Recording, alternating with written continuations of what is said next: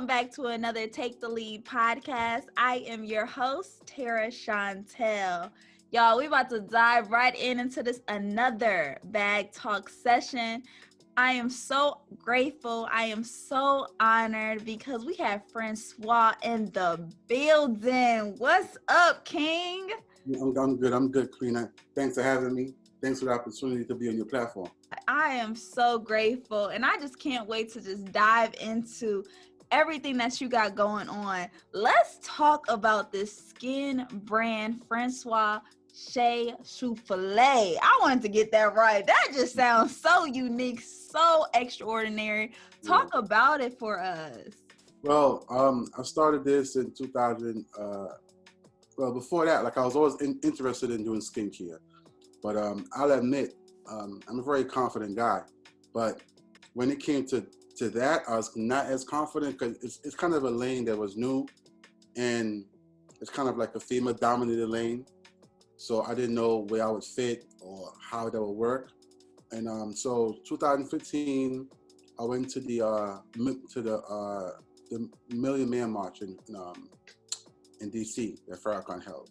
Ooh, yes.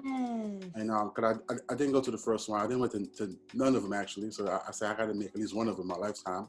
So I go, and I was just enamored with just inspiration and motivation, seeing all the beautiful Black people just around, being vendors, and everyone. It was like just love. It was just like this sense of love and this confidence and this solidarity. It's like it just felt so good. So I had my first recording studio at the time.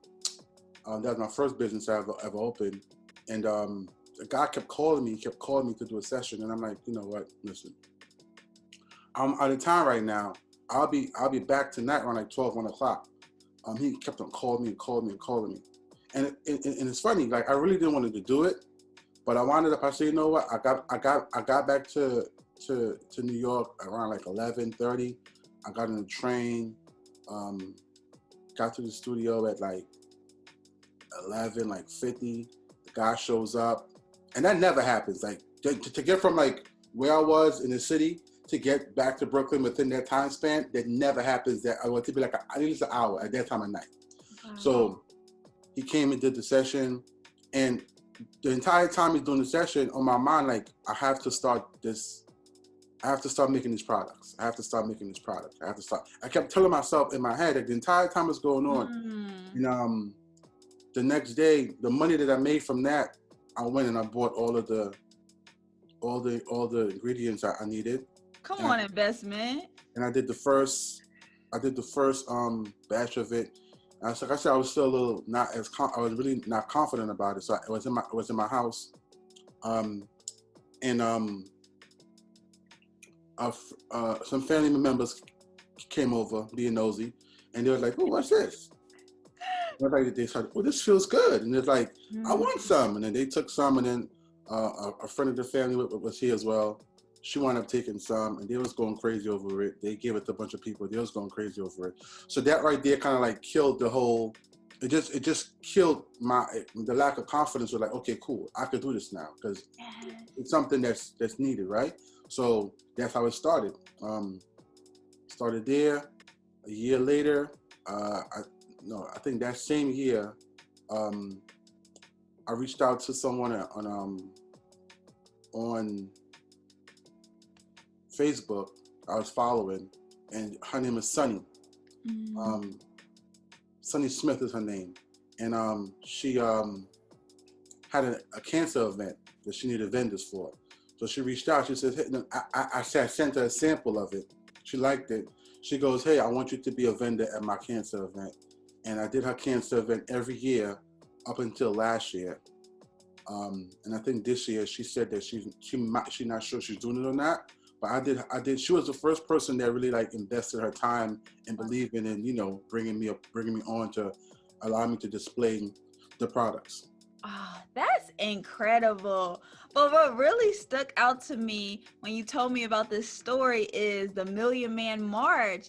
A lot of people are not familiar with this huge event, and I would love to know, what did you take away from that? You said about all the unity and just the confidence booster, but Farrakhan is the man. I'm trying to tell her. It was different. It was different. It was simply amazing. Simply amazing. I felt complete. That's the only word I could think of to say. I felt complete. At ease, I felt totally at peace. I felt like I belonged there. You know, it was no mean mugging. It was no hate. It was just all love. Like by the time you get off the bus, just love. Like everywhere you go, what's going on, brother? What's going on, sister? What's going on? With like, it was that for like blocks on blocks on blocks. It was like just, I wish it never ended. It was over 1 million people there? I don't know the number, but from where I was standing, it looked like 1 million. But that is just incredible, the Million Man March, and having that unity like that. It was great. Like I said, like everybody was just like random people walking up to each other, just giving hugs, you know, really like embracing, like just embracing each other, like, you know, and like it was just a different experience. It was a different experience. And I told them, I seen all the people out there with their products, and I'm like, you know what? I could do this. I wonder, why can't we have that same energy on a day-to-day basis like that? I mean, we do. However, you know, because of the media and certain agendas by certain groups of people, they make it seem as if that's not the case. You know, I mean, crime is crime, right? There's no such thing as black on black crime. That's something that they made up, you know, to criminalize black neighborhoods, right? Black on black crime. One of the things that they strategically did through COINTELPRO and J. Edgar Hoover and all of that stuff, right? We all know the history with him and the things that he did. But you know, when, you know, I don't know where you're from, but if I'm really, I live in Brooklyn, right?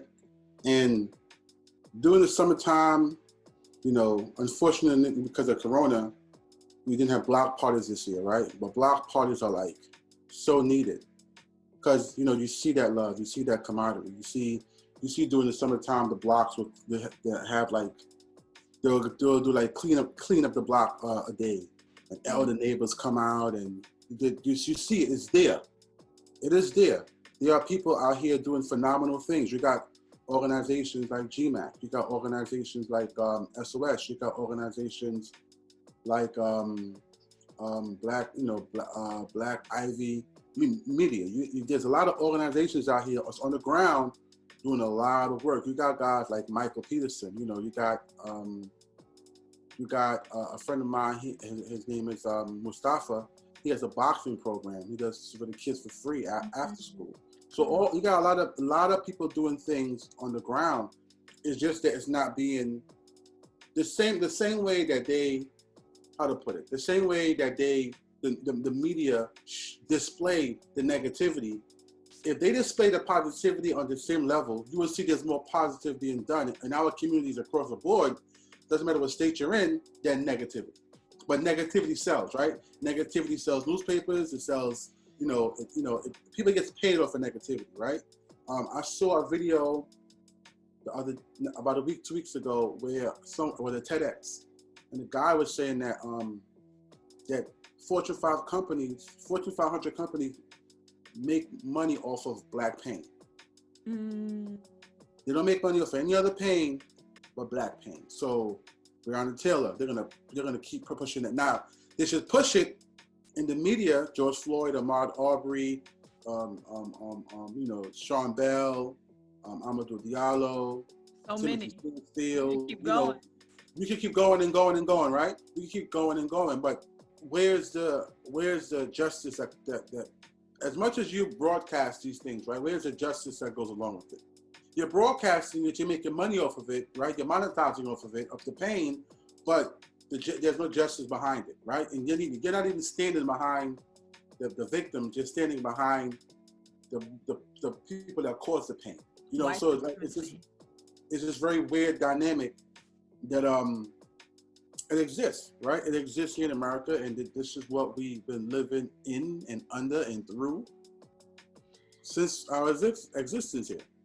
And it's so unfortunate that they replay these Black traumas and we see it over and over again. And it honestly plays with our minds subconsciously, that we have to watch this in the media, and realizing who controls the media controls the masses. So they putting this fear on us over and over again, the police brutality.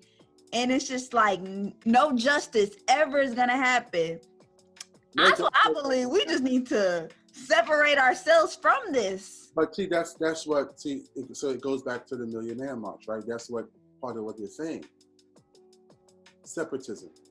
We need to separate ourselves from them. We don't need to integrate, because we saw what integration did, right? Integration didn't do anything but made it more difficult, right? So now you have something like affirmative action, right?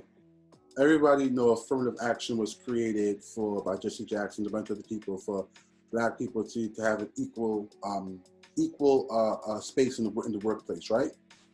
But I don't think a lot of people realize that white women are considered a minority in America, in the workplace.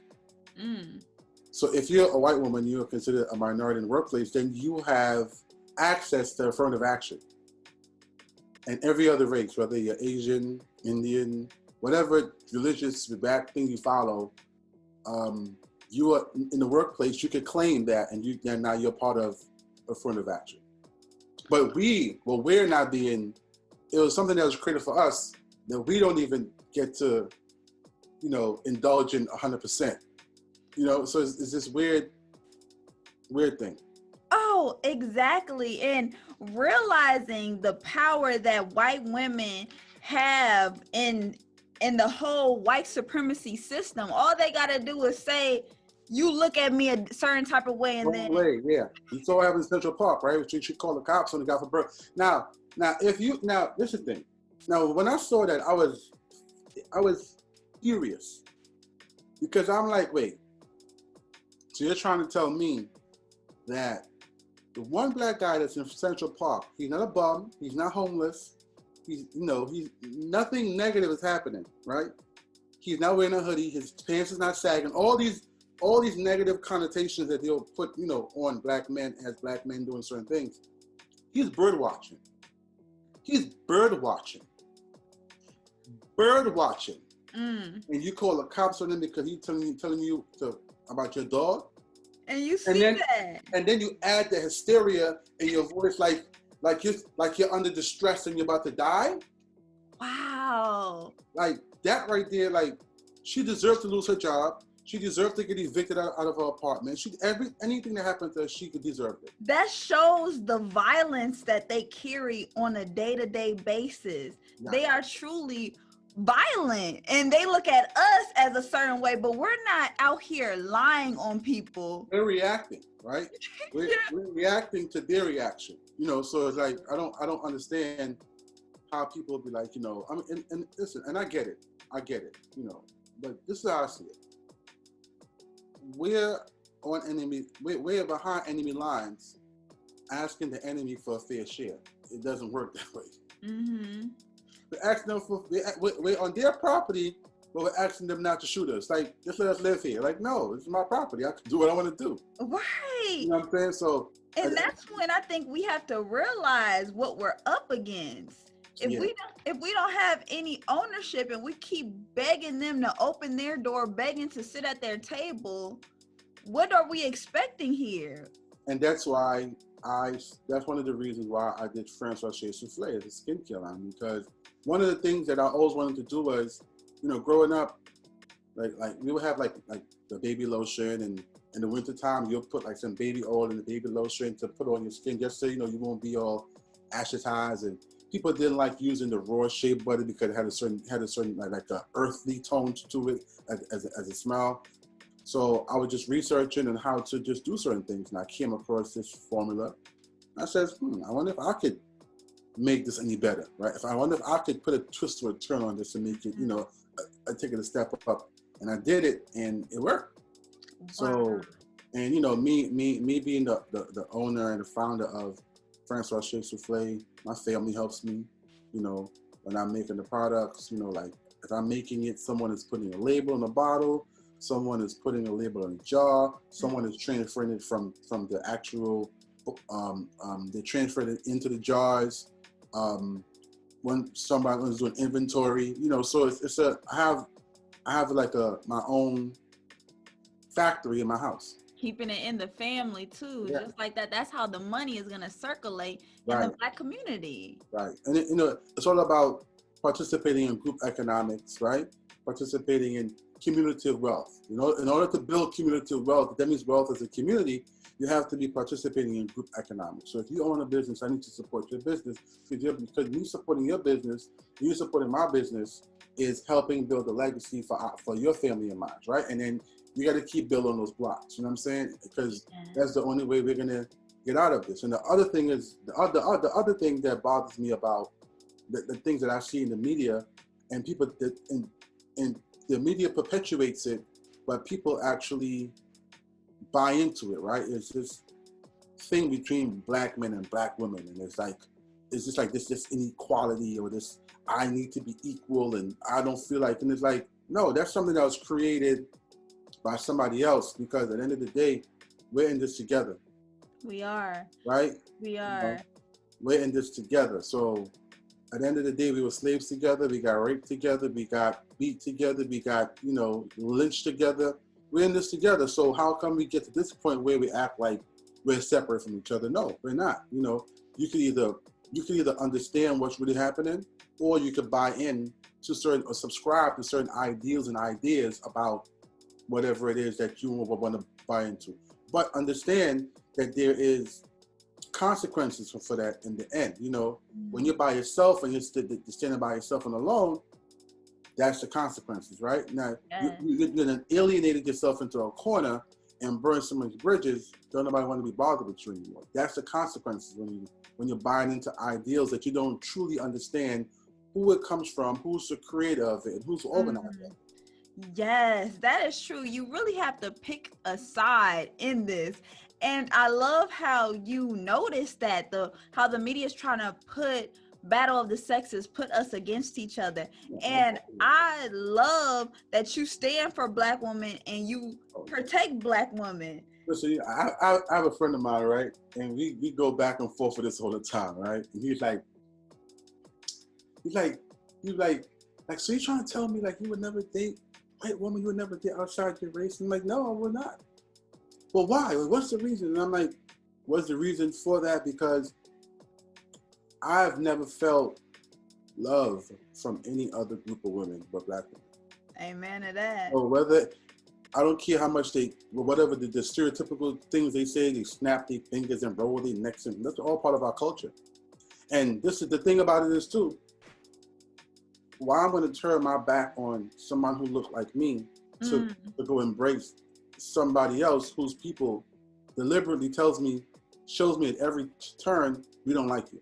Tell them, please tell them. So now I have to kind of like sign over my rights as a Black man, as a Black person, to sign to be a new member of a new group of people. Like, no, that don't work like that. Oh yeah, they are threatened just off of how your skin complexion is, just off of the strength, how depth your voice is, the way you walk. But I'm talking about like, you know, if you're a 50-year-old man or a 50-year-old woman, you're gonna sign over 50 years of your culture, who you are, and you being comfortable to sign over to a new group of people just to fit in.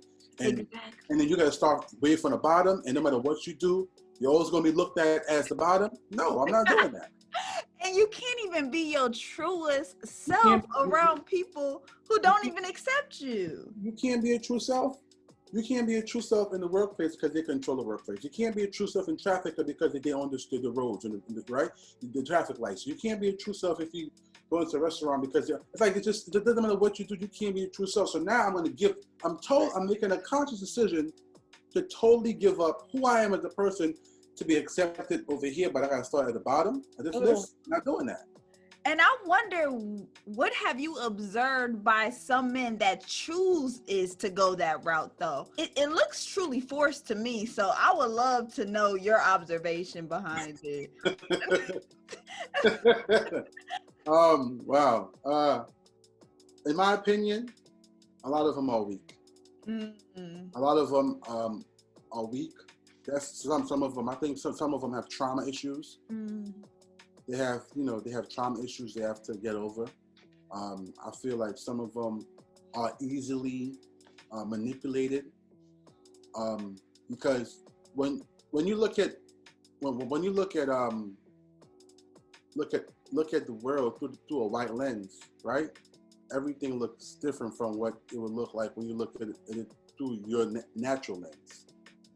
So you want what it look like through the white lens, or you want what it look like through your natural lens? It's easier through the white lens. It's harder through the, you know what I'm saying? But what a lot of people don't, what a lot of black men don't realize, that all of these obstacles that's put in front of us, it's done for a reason, but it makes you stronger. It don't make you weaker, right? You never heard someone go to the gym and build muscle and say, I feel weak now. You know what I'm saying? They feel strong, right? Physically, at least. So we have to understand that, like, in order for us to grow, and this is globally, this is not just here in America, right? Globally, we have to put aside whatever issues we have as men and women, because there are issues, right? And we have to be on principle and on code of conduct and say, yo, we're black people, we're black first, and that's our first fight. We could deal with the other stuff later on. We could deal with the macho-ness and the feminine, the feminists. We could deal with all that stuff later on. Yeah. And right now, we have to focus on who our true enemy is. And our enemy is not me, it's not you. I'm not your enemy. You're not my enemy, right? So we have to look at it. I mean, I look at it from that perspective, and I know a lot of people who do. So there's a lot of people who look at it from that perspective more than who don't look at it from that perspective. But from the eyes of the media and what is being perpetuated about us, it is the other way around. Yeah. You know what I'm saying? So my thing is this: black men, if you're going to date white women or Asian women, whatever, let it be real. Let it be real. If it's real love, and it's a real connection, it's genuine, and it's just from the soul, from the heart, I'm all for that, because love has no color in my eyes, right? However, if it's a science experiment, then that's a different conversation.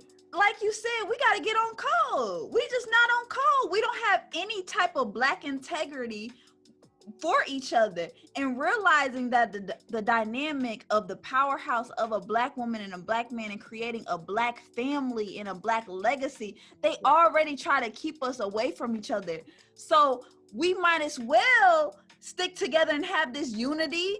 I mean, that's just going back off of the slave days, how we had to get married secretly. We had to be tore away from our families, getting raped and killed and lynched. So it just doesn't seem right to me to even step out of my race, knowing the history my ancestors have went through. Right.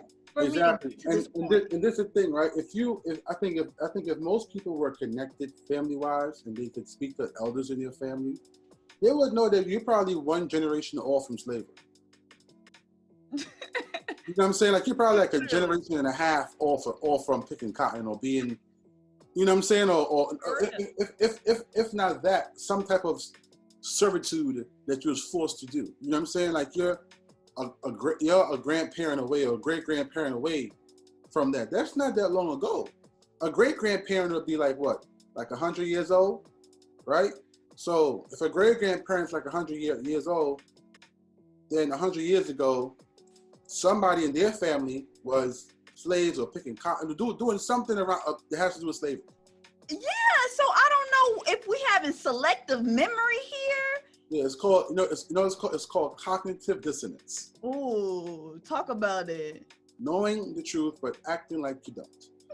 Ignorance. That sounds about ignorant to me. You're ignorant, but I mean, that's just what it is. And my thing is this: I know who I am.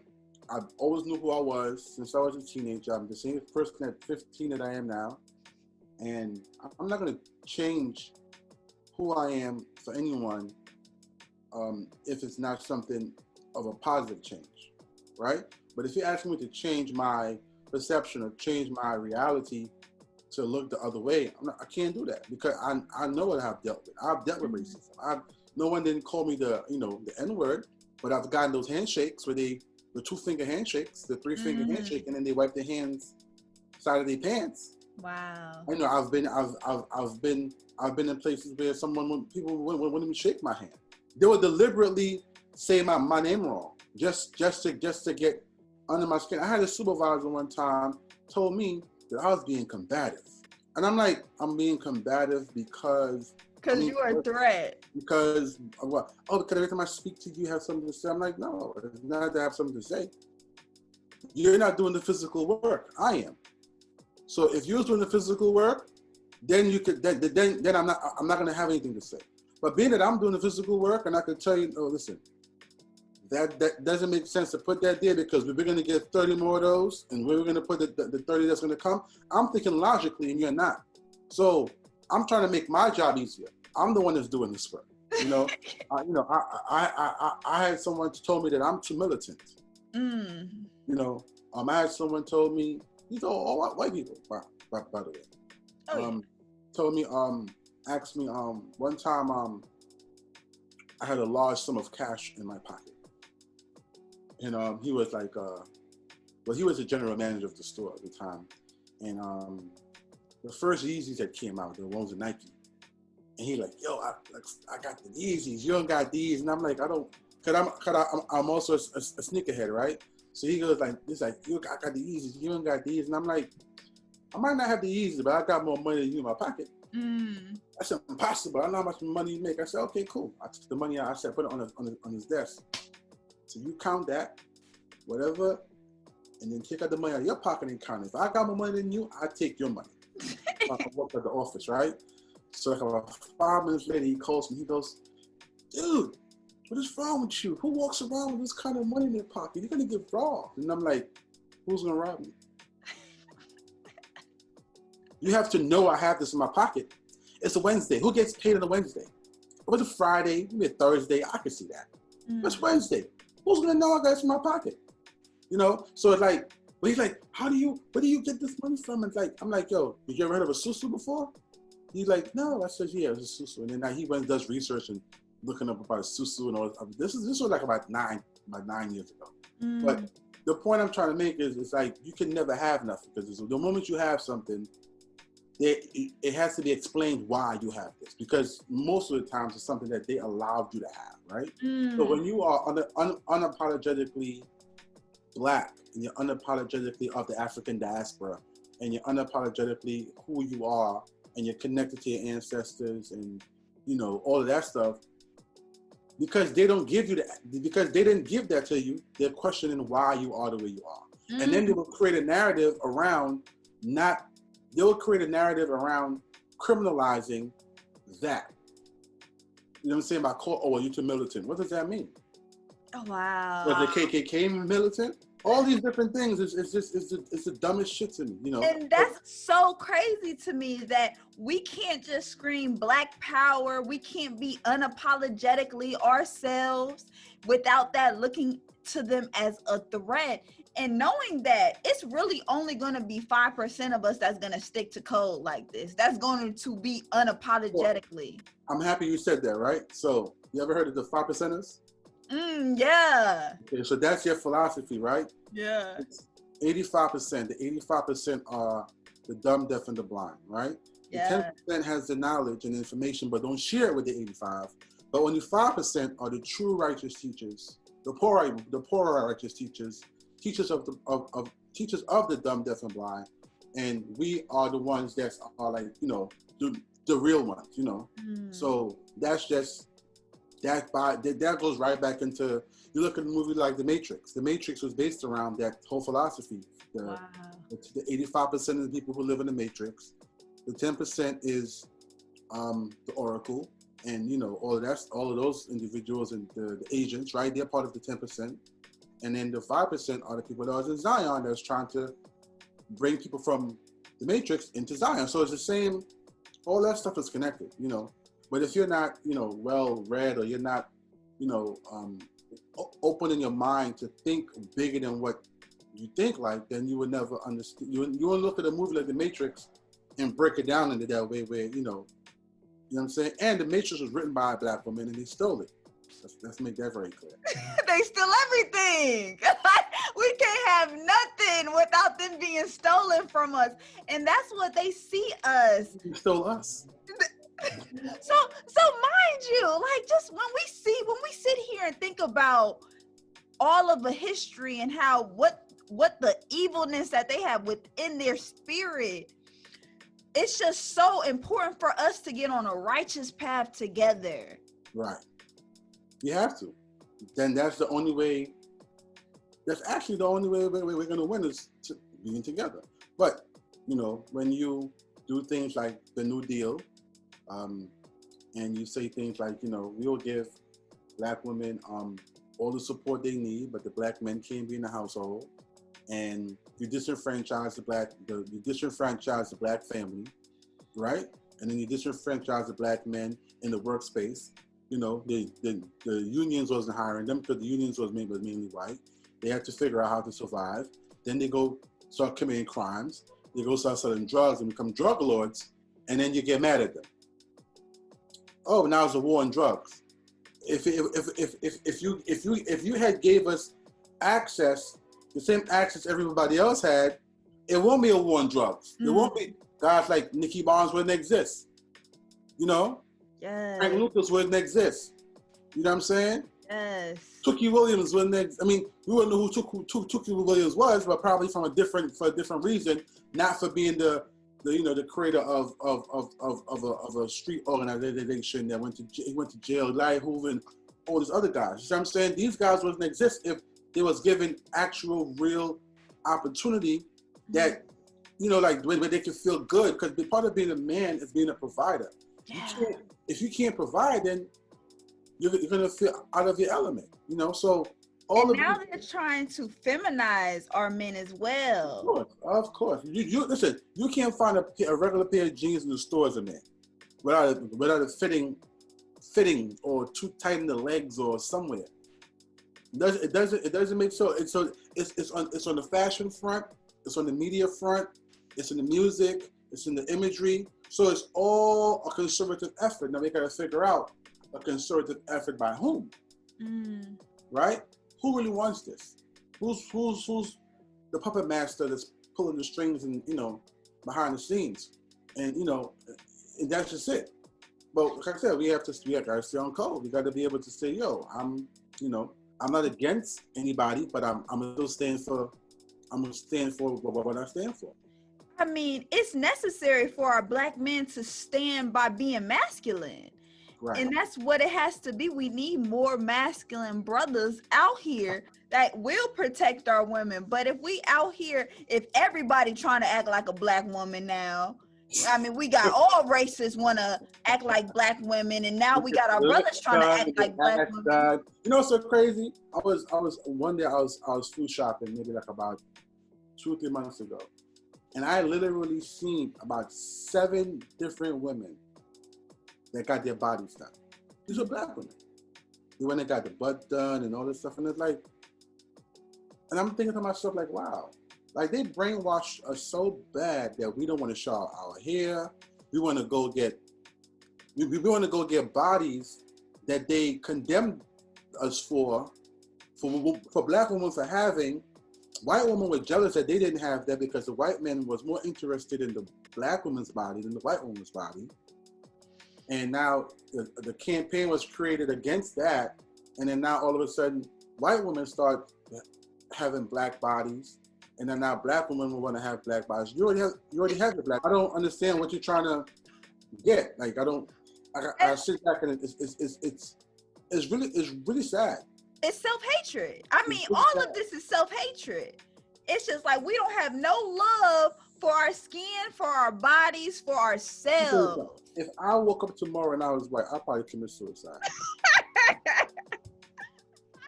Because Because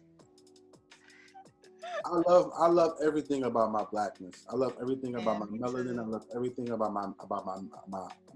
my masculinity. I love everything about me. I would not change it for the world. Tell us, how can we get on that path of being unapologetically Black?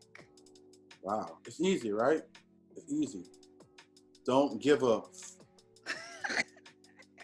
But Literally. literally, but hold on, right? But this is the key. The key is this: you have to understand, if you're gonna get on that train of not giving up, you have to understand the consequences that come along with that, right?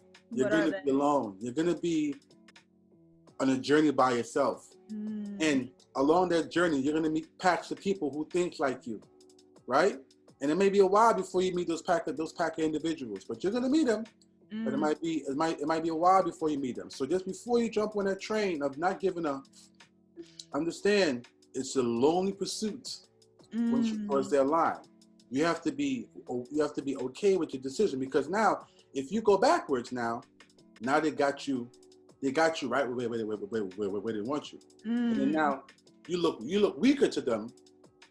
You look weaker to them, and you look weaker on the other side too, because you was on this side. Now you gave this up to go over there, so you look weak on both sides. So you have to be able to make the right decision. So look, my wife and I was working in the same building, right? Same school. Wow. And, she had a lot of stuff going on, in a lot of things that she implemented, right? In this, there, she would talk about it, and I'll help her, push her ideas, right? This is before I started working there. So when I got there, I was so unapologetically Black and not giving up. It showed. Without me even saying it, it just showed. Like I would, I'm going to work and I'm being me. I'm not gonna change up who I am because someone walks in the room. I'm not doing that. So a lot of the kids started to take a liking to me. A lot of the parents started taking a liking to me because the kids were taking a liking to me. So I wanted to do a boys mentoring group. So I started a boys mentoring group, and then I wound up, I connected with another individual who worked in the school. He was a counselor. He is the counselor of the school still. But we came together, my man, Mr. K, we came together and we created a boys group through the My Brother's Keeper initiative. But we had our own agenda that we wanted to, work with the boys with. And we got hired by an after school program, and we had that program there, and the boys were making strides. Like there was, I had a lot of things going on. And the next school year came around, and they didn't invite me back to that school. But I understood why, and I knew it. And I was telling everybody, I'm not going to come back here in September. Oh no, you're going to be good. Don't say that. I knew why I said that. You know what I'm saying? Because we were a powerhouse. My wife and I, being in that same space, we were a powerhouse. And a lot of things started to shift within that space where it's like people really stopped giving a fuck. Like, nah, fuck it. I'm Black, and this is who I am, and I'm not changing this shit for nobody. And you started to see it in their actions and the things that they didn't do, and they didn't like that. So our power structure got kind of like cut in half. It's all good, you know what I'm saying? But I like experiencing things like that, because it just confirms to me what I know for a fact the world is really about. Wow, that is truly liberating, to step into your power of not caring at all. And this is why when I see Black women, they'll go from like long, lustrous hair, and then they can go get a haircut, and they'll cut all their hair off, and it's like, oh my God, what are you doing? Your hair is so beautiful. That's their I don't give a fuck. Yeah. They open the door to I really don't give a F right now. Yeah. That's opening the door. When a woman cut their hair, because a woman's hair is like, in the world that we live in, is like, it's like a thing, right? Right. When you cut your hair, you got a short haircut, you got a short hairdo. And there's certain energy you have when you walk in the room, when you walk on the street. You not know, that's a confident person.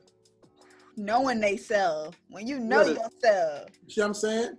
Like for me, look, you see, I got the baldy, you know what I'm saying?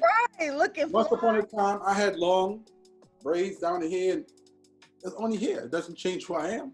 Yes. You know, so like you just gotta, you can't be worried about, oh, I'm not 6'6" for me to be this, or I'm not 120 pounds for me to be this, or I'm not this for me to be, like, man, you're gonna get there.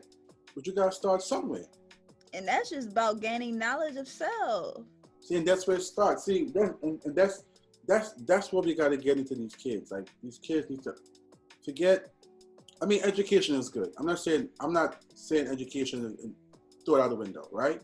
But all this history and all that stuff, you can't teach them that until they get knowledge of self. When you give a child knowledge of self, you could teach them that Christopher Columbus discovered America, and they're gonna look at you like, really? Okay. Because they don't have to know exactly verbatim what was said or what happened, but they know in their spirit when they hear it, it's like, that don't sound right to me. That don't sound right. You know what I'm saying? That doesn't sound right. So, so Abraham Lincoln freed the slaves. Well, I wonder why he freed the slaves. Was it the reason why he freed the slaves? And then now it's like, no, but what's the real reason why he freed the slaves? Because if they were slaves and they was fighting a war, it would make sense to me for him to free the slaves so the slaves could fight too, so they could win the war. You know what I'm saying? Yeah. Like, and I have had kids say that to me, like, and I'm like, yo. That's good. A kid needs to question everything that they're being fed, because a lot of times in the public school system, they're only teaching white history. Why is it that we only learn our history 1 year out the month? Because if we learn our history every month out of the year, and by the time that kid reached like maybe what, 12, they start to buy into materialism around like 11, 12-ish. They start to buy into the material. I have to have this, and I need this for this, and I have to have this because Cindy got this, and I have to have that because Rashawn got that, right? They are going to become the new consumers. So you have to brainwash them from a young. So when they start consuming and start buying into consumerism, they're going to do it unconsciously. They're not doing it consciously. They're just doing it because it's programmed in them. So I'm saying, but if you have knowledge of self and you 13, 14 years old, yeah, you might like Nike, you might like Adidas, but you can buy the Yeezys. You're not going to buy the regular Adidas. You know what I'm saying? Because that's connected to somebody who look like you. You're going to buy a pair of Jordans. Yeah, cool, but you're going to buy the Jordans from Jordan brand and then the Jordan from Nike, because the Jordan from Jordan brand, Jordan owned that himself. You know, you're going to, Serena Williams have a new Nike outfit. Okay, cool. I'm going to buy the Serena Williams Nike outfit because it's connected to Serena Williams. You're going to have a different understanding of why you should support Black businesses.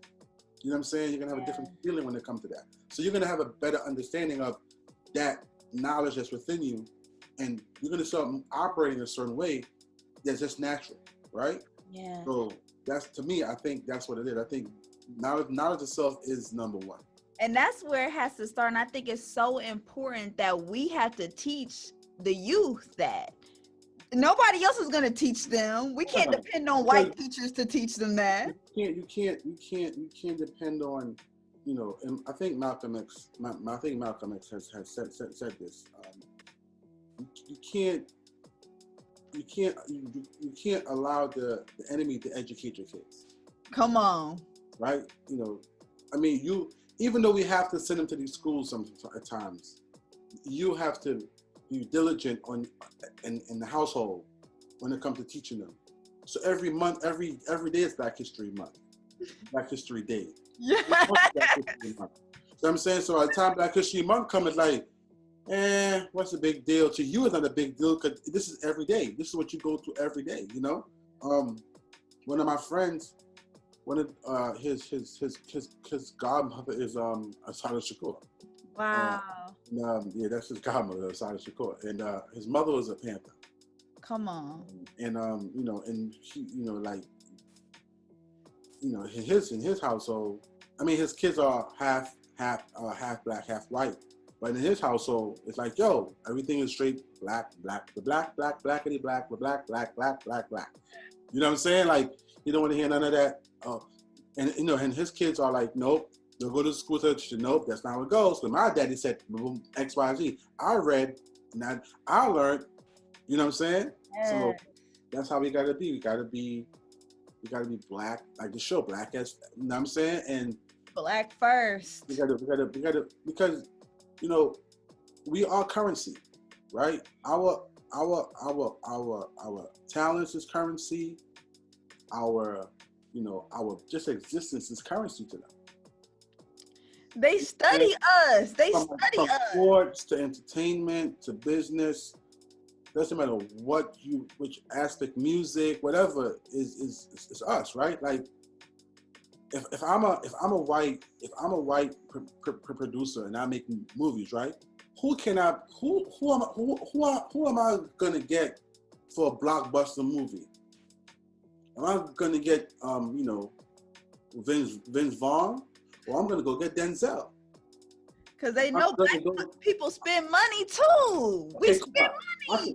Or I could have Denzel as the supporting, or put Vince Vaughn as the lead. I could put, you know, like you have to include us some way, somehow. We have to be included in that, in their writing process, in their movie, as far as those characters are concerned.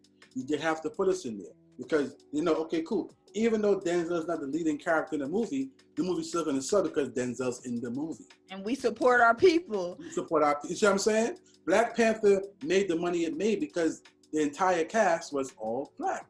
But that's just so unfortunate that it went all back to, I mean, we get coins though. Like we are the faces, we are the creators, we are the people who have made the magic, but we don't have the ownership though. Right. So right now, and not to cut you off, right now, Rihanna, the Fenty, right? You don't think Estee Lauder and Mac and all of them is like, ugh, ugh, I can't stand Rihanna. But you know what they're gonna do? Now all of them is gonna start. Rihanna have all the shades of all melanin people. Everybody else not gotta follow suit and do the same thing if you want to survive in their world. Yeah. You know what I'm saying? Rihanna went from being a artist that sings and dances and all that stuff to now she have a powerhouse. She created. She have a makeup powerhouse. She was so smart. You see what I'm saying? Because she had knowledge herself. So she tapped into what she knew her people need.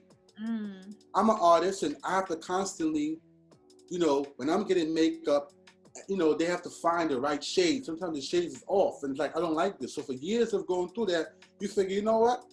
I'm black. I know what the shade's supposed to be like. I'm gonna go make my own. And then boom, she made it.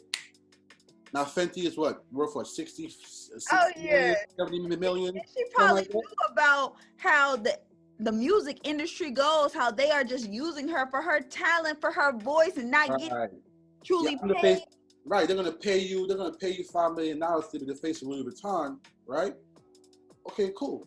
How about Louis Vuitton start pricing their products a little bit on the lesser side, so more people that look like me could buy it without going to commit a crime to afford this. But that's my thing. Why do we even want to buy any of this European brands in the first place? Because it's validated as cool. If you walk down the street, if I walk down the street and I got the new, you know, Balenciagas on with the Balenciaga belt, and I got the Balenciaga sweater, I don't gotta talk. I'm gonna get all the girls. I'm gonna get all the females. I could be on the train. I'm gonna still, because it's he gotta have money because he has this on. You see what I'm saying? I want to know what your mind looking like though. I wonder why people not on that tip. Listen, because it takes too much. It takes too much to tap into someone's mind.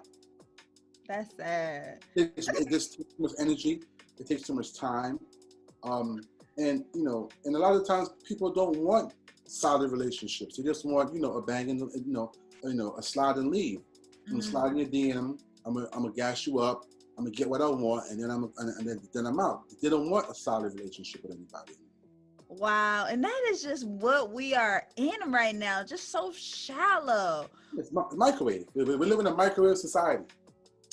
Truly the Matrix. Like I really see this like the matrix tenfold, the way we are moving, the way we are idolizing materialism, where we are just acting like the pawns in this game and not taking our power, not owning. Like, I don't understand why we don't have our own Black Hollywood, why we keep knocking on their door and trying to be in their movies. Why not put our money where our mouth is? Because it takes money, but we rather get a few coins for them and not have our freedom at the end of the day. Because freedom means independence, and independence means hard work.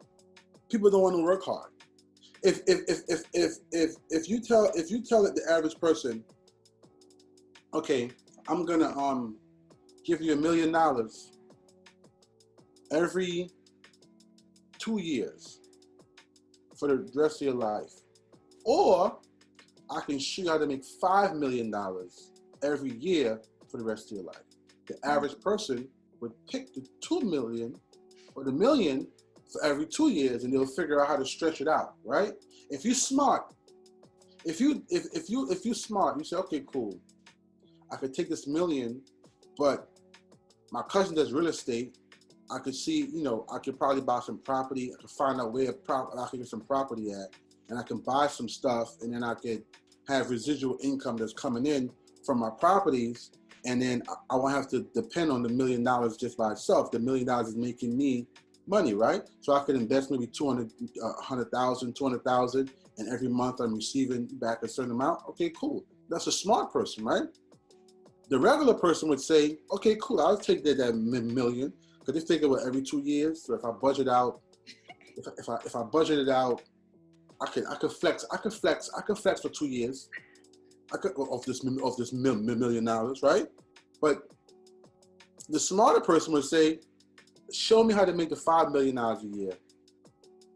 I know it's gonna be work, but I just show me that option as well, so I can know what it is I'm picking before I make my final decision. You got to be able to understand. You give a man a fish, he eats for a day. You teach a man a fish, he eats for a lifetime. You know what I'm saying? Come on. And that's just what it is. That is. We have to be everybody's not gonna be an entrepreneur. I still have to work. I still work. I work for the Department of Education. So I still work, but I know at some point I don't want to be working anymore. So I have to start planting these seeds, and I have to be relentless, right? So I go from, like I told you, I have a recording studio as well. It's called 21 Keys Studios, right? So I would go from work to the studio, and I'll come home, and then if I can't sleep at 1 or 2 in the morning, I'll be up focusing on my other business. So it's just, I'm setting myself up to where it's like, okay, cool. In about 6 months, or so, I'll be generating so much money off of these 2 businesses. The job is like, that's secondary. Yes. And then I could build another one, and I could build another one, because I'm learning as I go along. And I do a lot of things on my own, right? I do a lot of things on my own. As for the skincare, I'll do a lot of things on my own. The studio, I have business partners that can contribute a lot to the success of growth of the business. But I'm learning on both sides. And being a student of life and realizing, having that mindset of building an empire is not going to happen overnight. We got to plant these seeds and watch this harvest grow. That's a long pursuit. That's a marathon. Like Nipsey Hussle said, the marathon continues. Rest in peace to that brother. Yeah. So you just have to you have to know who you are and how far you're willing to go. How bad do you want it? Yeah. How bad you want it. You gotta really sacrifice sleep. Time, friends, partying. You could party. I know people now that's partying now. They're like, where are you partying? And their friends like, yo, man, I gotta go to work. And it's like, you do it to now to want to party? Yeah, because now I was setting up my foundation. Now my foundation is set the way I want to. Now I got the money coming in. I can do whatever I want to do. Yes, but then when you are living your purpose, every day is gonna feel like a vacation. When you're doing what you love. I don't. Every day for me, like I wake up and I say, thanks for seeing another day. I don't have to go into no big long prayer, right? Just thanks for making me see another. Thanks for seeing another day. The simple thing. And then I could be better. I could be better today as I was yesterday. And that's how you got to go. one step at a time. You take one. You don't fly. You don't. You know what I'm saying? You run one step at a time. You walk one step at a time. So you have to plant the seeds, and you got to nourish them seeds, and you got to nourish that plant. You got to make sure that you're on top of it. So that's it. It really takes just consistency and discipline all sprinkled up in one. Discipline, determination, dedication. You gotta have that. If you don't have that, and that gotta be in you though. Everything you naming is not money. It gotta be in you. God, you can't. If it's not in you, it's not in you. You know what I'm saying? I'd rather have jewelry. I'd rather have jewelry in me than on me. Come on, I love it. Cause that's treasure right there. You know what I'm saying? So, I mean, like I said before, we just gotta realize that we're in this together, and we have to support each other. You can't. A lot of us go through trauma. We have a lot of trauma, and we have to start to be comfortable with talking about our trauma. Because a lot of us been through a lot of the same things, and we could relate to each other on different levels. But we have to start somewhere. Yeah. Okay? So, like I said, I'm not against my brothers. I'm not against my sisters. And I would never go against them. You know what I'm saying? Even if they would go against me, I'm still gonna stand on my square, and I'm gonna still be who I am. And my principles and my morals is never gonna shift. You know what I'm saying? And I think, like I said earlier in the beginning, we need to operate on principle. On code. I love it. We got to get on code. Because this is the thing, right? If you look at like in ancient times, right? They operated on, like in Africa, they spoke different language and they had their issues, right? They had like their little tribal issues and whatnot, but they understand one language, principle. They had a principle. Doesn't matter if you was Igbo. It doesn't matter if you was from New Guinea. Doesn't matter if you was from Tanzania. You all operate on. There's certain code of ethics and certain principles you operated on. That comes first. Yeah. Anything, you know what I'm saying? So that's what we have to do. Like I said, every other race does it.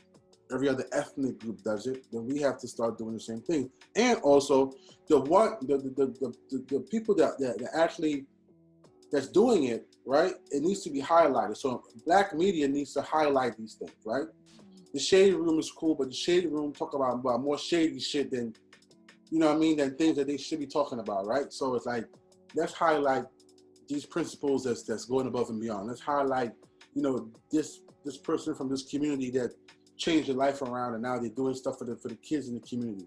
Let's highlight these nonprofit organizations that's going into these communities and helping, whether it's job training, whether it's whatever opportunities they're trying to bring forth. Let's highlight that. You know what I'm saying? We can highlight the ratchet stuff. It's cool. We can highlight love. All that stuff we can highlight. But let's highlight more positivity than negativity. The good news. You know what I'm saying? The good news, because what that's going to do is that's going to actually, when you keep hearing, oh, in Chicago, they had 500 shootings, blah, blah, blah, blah. Another state is going to say, what? We could beat that. We could beat that. And then that week, that weekend, that state now tries to outdo what Chicago did, or what New York did, or whatever it did. It's like, but if we say, hey, this week in Chicago, today, 2 years ago, there were 435 murders for the year. This year, we only had 200. That's good news, because the numbers went down. But when you keep promoting and keep perpetuating the high numbers, a state like New Jersey or New York, in one weekend, we could go crazy and we could beat what they do in Chicago. Yeah. But the media don't understand that. They may understand it. They know what they're doing. But people got to understand that when news comes out, it's for a reason. Okay, it's to create a competition. Like in LA, like what? Chicago taking over for this? We're gonna do this. So, it has to change, right? We need positive news, right? Hey, this weekend in Minneapolis or this weekend in Florida, 400 black men, or did a march for whatever, right? Against gun violence or against organ trafficking or whatever it is. Highlight that news. Yeah. You know, we're not highlighting enough positivity, so that when the kids see the negativity, what they're gonna do? They're gonna gravitate more to the negativity than the positivity, because the negativity is actually people are monetizing off of it. Yep, it's what sells. We love drama. The negativity is selling, then the kids like, well, why should I be positive for? When I could do this and I could get money. Get that clout real quick. Get that clout. Man, before we close, this conversation was truly amazing. But we keep preaching about getting on code, being Black first. Tell us what being on code means, and what does being on code look like? Being on code, to me, being on code look like, or actually is, practicing what you would like to see. If what you want for yourself, you should want for your brother or for your sister. Protecting Black women, protecting kids, protecting our community, not allowing people to come into our community and just do whatever they want to do because they got some money. Standing up when we need to stand up, and stay standing up, and understand that once you stand up, ain't no sitting down. You know what I'm saying? No sitting down. You know, Loaded Lux have a line where he goes, he says, stand up niggas don't lean. Right? And that's what we gotta do. We gotta stand up, we can't lean. You know, so slouch. You know, and we just gotta stay on code. Like, if this is what we're doing, this is what we're doing. We know we're gonna get pushed back, but that comes with the territory. You know it's gonna be hard, but that's what comes with the territory. But if you want change, that's what has to happen. You know, it's not gonna happen because we want it. You gotta, you know, there's some blood gotta be spilled. Oh yeah.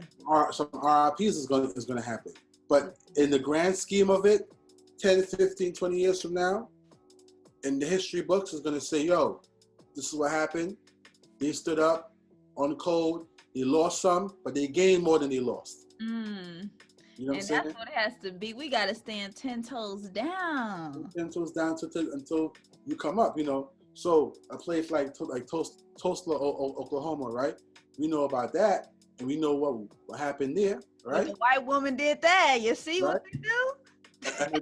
Emmett Till, the same thing with Emmett Till. Right? That's what I'm saying. Right. There's another. The Scott. I think it's called the Scottsboro Boys or Scottsboro Brothers, something like that. So it's essentially the same thing that happened with Central Park 5, and the same thing that happened with them. But this was like in I think in the late 1800s, right? Then you got what happened in Wilmington, North Carolina. I think I forgot the year. The year it was 18 something it was, with the Democrats and the Republicans and the Populist Party, and most of the Democrats was black. I mean, the Republicans was black, and they had seat in the Senate and all these different things. And the Populist Party, which was like a working party, and the black Republicans was together as one. And then the Democrats broke that whole thing up. We need to know about these things. You know, right now I can be like, oh, you gonna vote? This is the most important election, and I'm like, they've been saying that for 30 years, 40 years. We in the same boat still. Puffy said, vote or die. We voted and we still died. So what we voted for? Like we said before, we deaf, blind, and dumb. You know what I'm saying? So my whole thing is this election, I mean, I didn't vote last election or before that neither. And nothing changed. So I'm not voting this one either. I'm not voting for Joe Biden. I'm not voting for Kamala Harris. Both evil. They are both evil. We got 4 evil people that we have to vote for, and they're telling us pick the lesser of the evils. To what vote type of sense does that make? What type of sense does that make? That's like saying I got 2 poison dishes. They both got poison in it. But one is less poison. One is less poisonous than the other, so but you gotta eat one of them. So you gotta choose. Right. I'm gonna eat nothing. Right. I'ma just how we said. I'ma just separate myself from this whole equation. Okay. Yeah. I'm not. People like, well, this is the most important, and you have to vote because you're gonna like. No, if you break their system down, then they have to change. They have to change their system. They have to change the way they operate and the way they do things. We need to withhold our vote. Our votes create legacy. Mm. People don't understand that our votes create legacies. The Mm. Bushes, legacies. Reagan, legacy. Okay. Obama, legacy. Right. Bill Clinton, legacy. Right. To the point where now their kids could continue in their political realm, and they could become senators and House of Representative reps, and they could become judges and whatever else. Right. What are we getting out of it? Nothing. You come around every couple of years and say, yo. First of all, if you're people need to understand the difference in local politician and local politics and federal politics. Local politics is your police commissioners, the city council, the assemblyman, Yes. you know, the district attorney, the assistant district attorney. You want the controller. You want to be able to put people in office in those positions that align with your values and things that you want, right? Those are the people that you go behind, you vote for. When it comes to federal politics, you have to lobby, which is if everybody from your community, let's not say everybody, let's say in your community you have 1,000 people. Each one of them put up $100, right? Or each person put up $10,000. You take that money, you say, okay, cool. We have a meeting. What do we want from the next person that's going to be the next president or the next state representative, whatever the case may be, right? What do we want from that person? Does that person's values align with our values? If not, let's find somebody, okay, that we have the same values aligned. Everything might not be aligned, but majority of, it's kind of like neck and neck, and let's invest in that person. Let's rally for that person. Let's do this, and let's tell them, this is what we want. We're investing this money into your campaign. We're going to endorse you. We're going to vote for you. But this is what we want. We want this. This is what we want. And hold them accountable for that. And if they don't get it, make sure they get out of office. And then you you know what I'm saying? And then you repeat the process again until you get what you want. You know what I'm saying? Because if you think about it, we vote every year, every 4 years, every 2 years, whatever we vote. And what have we gotten? You know, Trayvon Martin was killed by not even a cop, by an overzealous neighborhood punk that think that he's doing something. And, Obama got on the television and said, Trayvon Martin, if I had a son, he would look like Trayvon Martin. And then in the same breath said, let the Justice Department do its job. And then the Justice Department didn't do anything because George Zimmerman is still free as a bird. See what I'm saying? But God got something for those people who hurt the righteous. So we just got to stop. We got to stop putting people in office that's not. And then we have to let them know, I'm not voting for you, and this is why. You have to let them know. Yeah. And they might say, well, I don't care, and I don't care. But let's say this election passes. They said, well, there was a decrease in votes in this area, this area, this area, this area, this area, this area, this area. And then the next election comes, there's a decrease in, they see it's effective. They see it's working. Now come talk to me nice. Don't talk to me. Now let's have a conversation. Now you have to have a conversation with us now that makes sense. And it's a conversation where both parties gain something from it, opposed to one party gaining and the other one is just, they're trying to figure something out. It doesn't work like that. No. Yeah, this broken system, we got to demand. It's a broken system. First of all, implicit bias shouldn't be, the only reason why these officers are not being held accountable for what they're doing is for their brutality is implicit bias. And implicit bias is held by the Supreme Court. So on every level, there's protection. So do you think they're going to do their jobs? Or you think that they're going to continue to kill innocent people? Because they're going to win. Have you ever seen an Asian person get gunned down by the police? Absolutely not. Have you ever seen an Indian person get gunned down by the police? Absolutely not. Have you ever seen a Middle Eastern person get gunned down by by the police? No, it don't happen. It's just blacks and Hispanics, mainly blacks. Wow. You know what I'm saying? So you have to like know. observe that though. That just changes the game. But you have to. Nothing's gonna happen overnight. Everything's gonna take time. It's gonna take time to make the shift, right? But you gotta stand in your ground, and they're gonna have to come have a conversation with you. They're gonna have to have a conversation with you. There's no way they could not have a conversation with you. Because your stance was a domino effect, and now, it's been a decrease. The past 2 elections have been a decrease in votes and from these particular groups of individuals because they feel like this. The media will pick it up, and the media will put that on their platform because you see what I'm saying? Because that's newsworthy. All right. You know what I'm saying? But that's what we got to do. I don't want to hear about no voting. I want to hear about this is the more we need to get Trump out of office. Trump and Biden the same person as far as I'm concerned. Kamala Harris and Pence the same person as far as I'm concerned. So 2 wolves, honestly. I'm not even trying. And then Kamala Harris, she got her whole, she have her issues. Oh yeah. And that's what they trying to just put her in there as a pawn for black women to idolize her, but she don't got a black mind. She don't got a black mind because she's Indian. She's not. She don't even claim us. That's what I'm saying. Identify as African American or do you be part of the African diaspora? You know what I'm saying? Her family has slaves in Jamaica. In Jamaica. You know what I'm saying? And her mom is. I think her mother is. She's I think a Brahmin, like in the caste system. That's like the highest level of the caste system. That's where her mom is from. So all of these are different things. But you gotta also name who she's sleeping with, who she married to. So she picked her side for me. Yeah, she picked her side. You know what I'm saying? So at the end of the day, like I said, I'm not going to be voting for neither one of them. And I really don't care about the outcome. Well, it's going to hurt the community. How is it going to hurt the community? We already hurt. We already broken, right?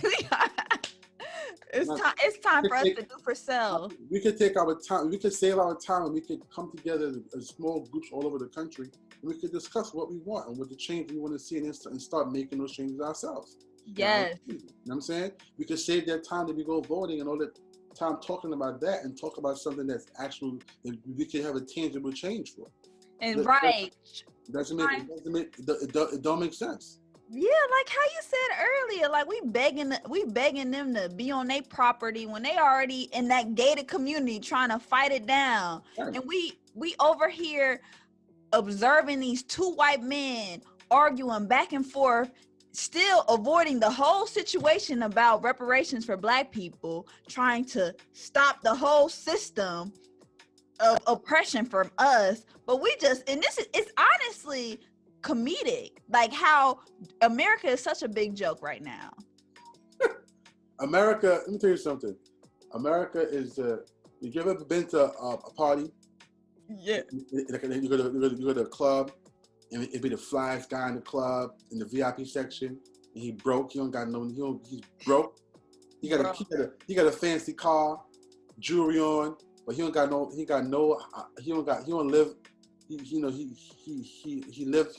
in his car. That's America for you. America is the Gucci belt. I call it the Gucci belt. America is the Gucci belt with empty pockets. Wow. That's what it is. It's a Gucci belt with empty pockets, and people rather look good than be a substance. You know what I'm saying? And that's what it boils down to at the end of the day. I'm not buying into none of this stuff. I really don't care. You know what I'm saying? I'll pack up and leave if I have to. Honestly, but that's when you doing it for self and you have knowledge of self, so you're not even in this matrix that they trying to put us in. This was so amazing, man. Listen, Francois Shea Soufflé. The website is francoisshea.com. That's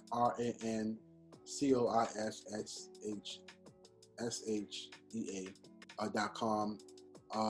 You can get all your winterize your body. It's about to be cold outside. Make sure you're moisturized. There's body oils. There's body butter. I'm actually by this week I should have my beard packages coming in. Wow. So I'm going to be doing two beard packages, a gold package and a premium package. The gold package is going to be beard oil, beard balm, and a beard beauty and a beard bar.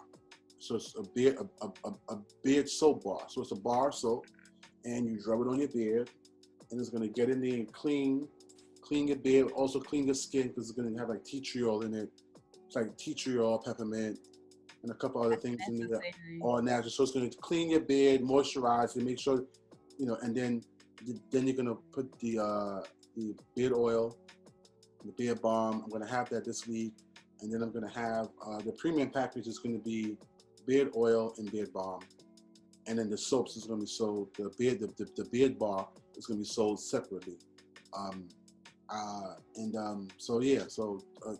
Francois Shea Soufflé is the Instagram.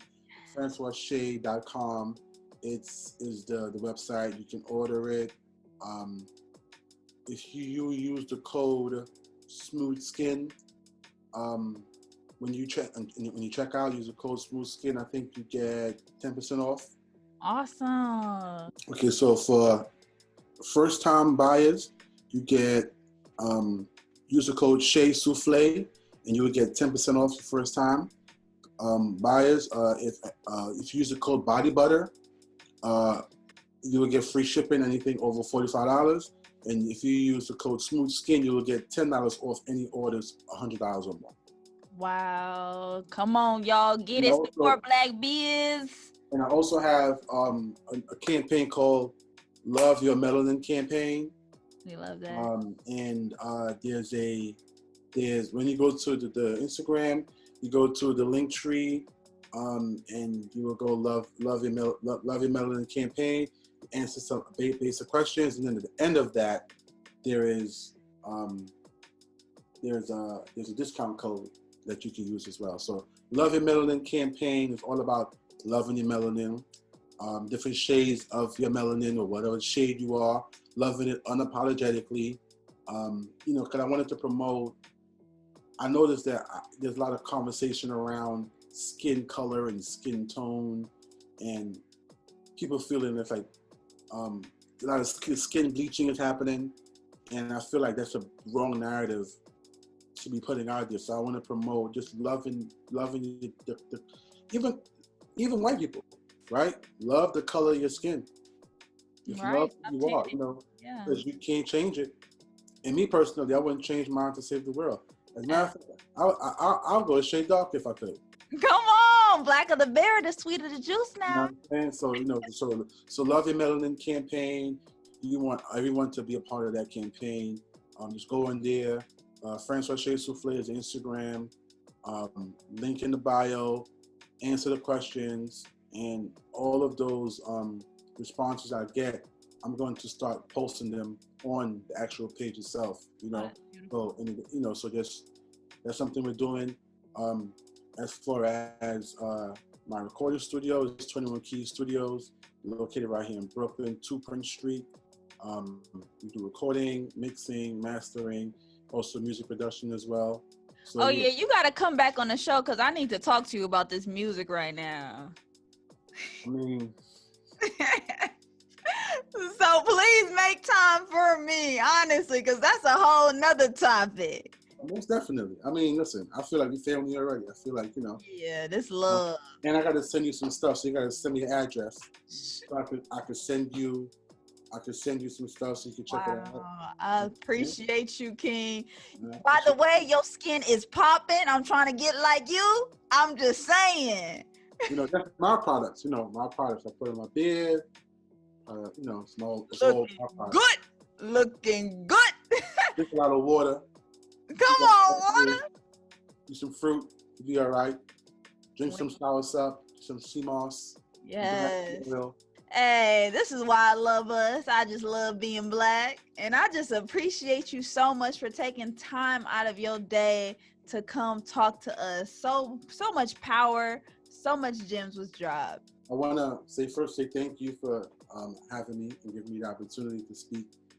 To some people, some of the things I shared might come off as a little lunatic, a little crazy, but it's all right. Also, I want to say shout out to my brother right here, Hard Blanc. NYC.